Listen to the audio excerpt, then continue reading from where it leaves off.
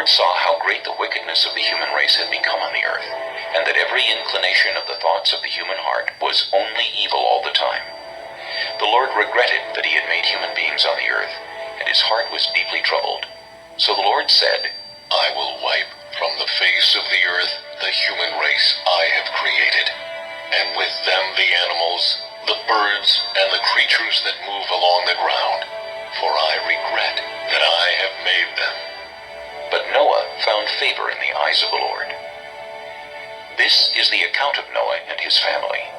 Noah was a righteous man, blameless among the people of his time, and he walked faithfully with God. Noah had 3 sons, Shem, Ham, and Japheth. Now the earth was corrupt in God's sight, and was full of violence. God saw how corrupt the earth had become, for all the people on earth had corrupted their ways. So God said to Noah, I am going to put an end to all people, for the earth is filled with violence because of them. I am surely going to destroy both them and the earth. So make yourself an ark of cypress wood. Make rooms in it, and coat it with pitch, inside and out. This is how you are to build it. The ark is to be 300 cubits long, 50 cubits wide, and 30 cubits high.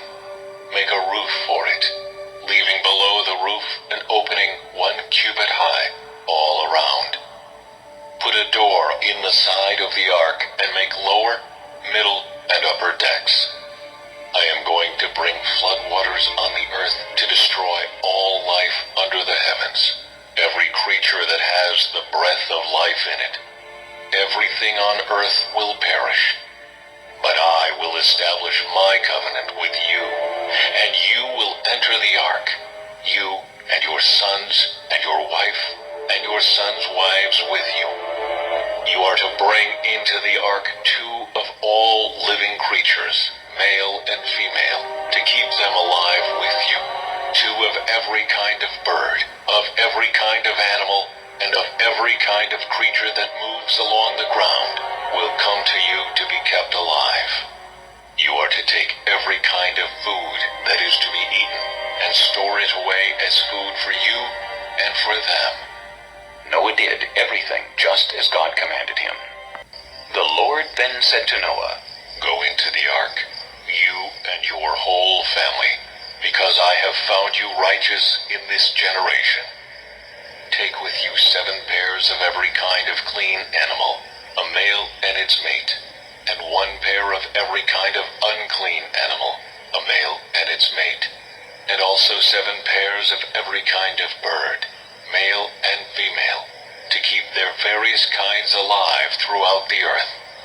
7 days from now, I will send rain on the earth for 40 days and 40 nights, and I will wipe from the face of the earth every living creature I have made.